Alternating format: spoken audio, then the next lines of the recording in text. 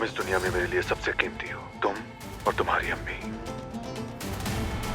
जो कुछ हुआ है उसे दिलो दिमाग में बिठाना मुश्किल, मगर अब मैंने फैसला कर लिया है, इस खानदान के किसी काम तो आ जाऊं। जब वक्त आएगा तो वही करूंगी जो करना चाहिए। क्यों ना शादी की तारीख भी फाइनल कर लें? और घर का क्या करोगे? वो मेरी अम्मी का घर है, सोच रहा हूँ कि मैं और यास्मीन कहीं और शिफ्ट हो जाएं। खबर ज्यादा अच्छी नहीं है बहरान।